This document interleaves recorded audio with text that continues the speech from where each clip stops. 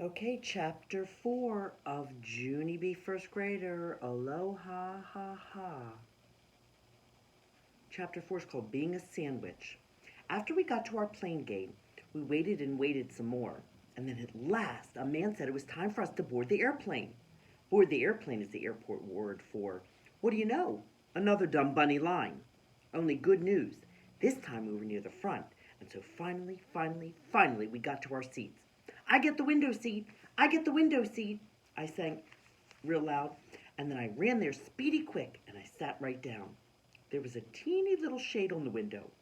I pushed it up and I pulled it down. It was a little bit stuckish. That's how come I kept pushing and pulling and pushing and pulling until it loosened up. And pretty soon I tapped on Mother and Daddy. Watch me, okay? Watch me work the window shade, I said. I took a big breath and I started right in. Up and down, up and down, up and down, I said. I stopped and breathed again, and then I speeded up a little bit. Up and down, up and down, up and down, up and down, up and... Just then Mother reached out her hand and she stopped my progress. Okay, good, fine, excellent shade work, thank you very much, she said. And then she buckled my seatbelt. I stretched out my legs as long as they could go. And guess what? They reached all the way to the seat in front of me. Whoa, my legs are as tall as a giant, I said. I flattened my feet against the seat, and I pushed and stretched some more. And then all of a sudden, the lady in front of me popped up like a jumping jack, and she spun around real angry. Would you please stop kicking my seat? She grouched. I don't like having my seat kicked.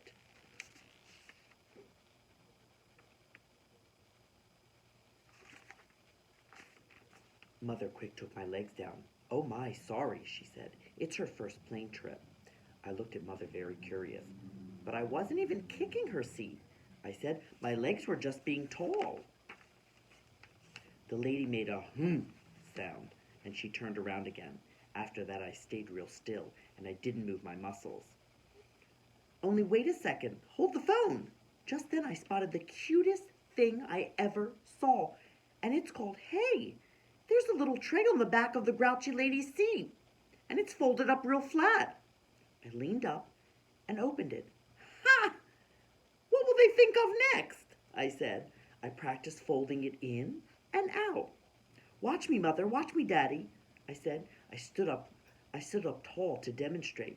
In and out. In and out. In and out. In and bam! The grouchy lady popped up again. What in heaven's name are you doing now? She grouched. I did a gulp. I'm demonstrating my tray table, I said. Mother's face looked embarrassed.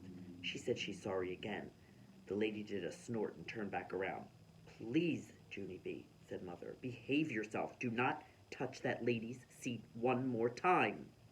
I slumped way down in my seat, and then I reached into my backpack, and I pulled out Philip Johnny Bob, and I whispered in his softy ear, do not touch that seat right there, or a grouchy lady will snap your trunk off, I said.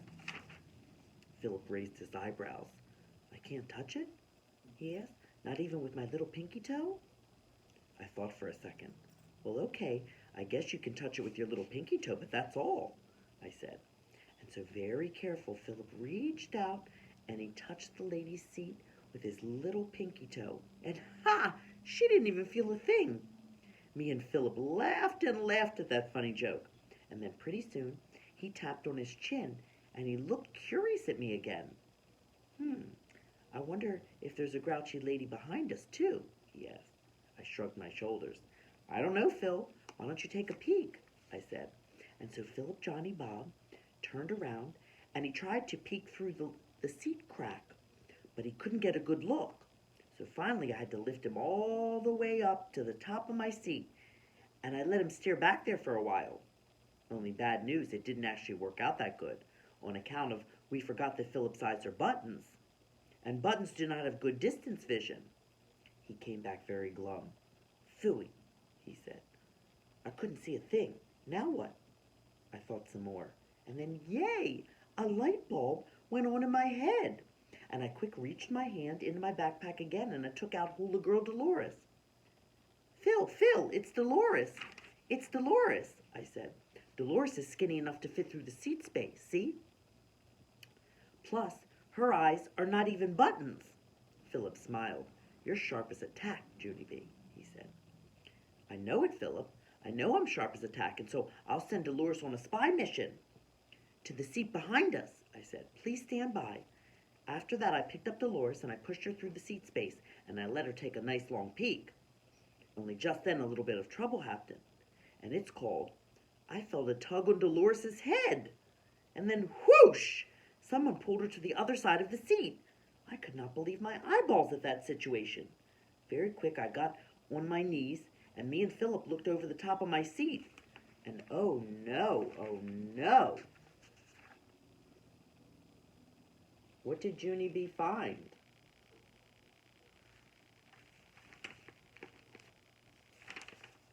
Another grouchy lady was staring back at us. She was holding Dolores in her hand, and her face was not smiling. She did a frown at me.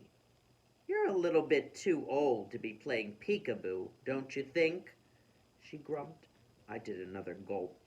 We weren't even playing peekaboo, I said. We were on a spy mission, said Philip Johnny Bob. Just then Daddy stood up and he said apology to the woman, and he got Dolores back for me. And then he sat me back on my seat and he said, if I do not behave myself, we will turn the plane right around, and we won't even go to Hawaii. I looked and looked at that man. That was a bluff, I think. After that, I put Dolores away in my backpack, and me and Philip whispered to each other real secret. I can't believe it, Phil, I said. There's a grouchy lady in front of us and a grouchy lady behind us. Philip did a sigh. We're right in the middle of a grouchy lady sandwich. We slumped down in our seat and we looked out the window. And then, phew! At last, the pilot talked over the loudspeakers, and he said we were next in line for takeoff. Me and Philip hugged each other real happy. And then, yippee! Yippee! The engines got very loud.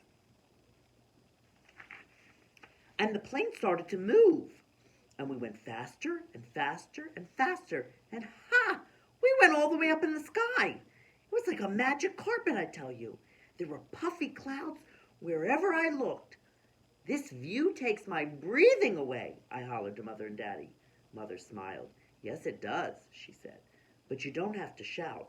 I pointed at my ears. Yeah, only there's airplane noise in my head, and so I can't actually hear my own voice, I explained. Mother picked up my backpack. Well, let's try to find something quiet to do, okay? Okay, I said back. We looked through all the stuff I brought, and then hooray, hooray, I spotted my brand new camera. Wow, I almost forgot about that assignment, I said. Today will be the first official picture for my photo journal. Mother's eyes lighted up. Hey, I know. I can take a picture of me by the window. Okay, Mother? Okay? A picture of me by the window will be the perfect start. Mother put her finger to her lips. Shh. You're still talking too loudly, Junie B. Everyone can hear you, she said. After that, she took out the camera and she started to aim. No, wait, hold it. I didn't even get posed yet, I told her. I quick undid my seatbelt and leaned next to the window. Get the clouds in the background, okay, Mother?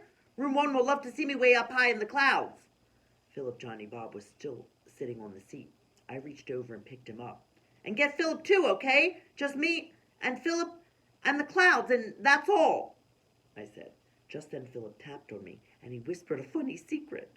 I started to laugh, and then I told the funny secret to Mother. Plus Philip says don't get the grouchy ladies, I said, because those two grouch pots will ruin my whole entire photo journal. Mother's eyes got big and wide at me. Shh! Junie B, please, she said, very panicked. And then she quick tried to take the picture, but oh no, both of those grouches sprang up as fast as springs. And their big grump heads got in my picture. I covered my mouth real shocked. Mother covered her mouth real shocked too. And then both of us kept our heads bent down until the grouches stopped staring. After they were gone, I looked at Mother. Me and my big fat mouth, I said in a whisper. Mother kept her head down, and she talked to me through her fingers. I couldn't have put it better myself, she said. After that, she gave me back my camera, and she said that maybe we would try again later, after the dust settled. I did a sigh. Only I can't try again later, I said real whiny, on account of I need to save the rest of the pictures for Hawaii. I slumped down very glum, and then I closed my eyes, and I thought about that stupid, dumb picture caption. I did a cringe. My photojournal was not off to a good start. And here's the first picture in Junie B's photojournal. It says, Day 1, Grouchy Ladies. Why did Junie B say that her trip was not off to a good start? Think about that, and we will be back. Bailey and I will be back for Chapter 5, A Tight Fit. Okay, I'll see you next time.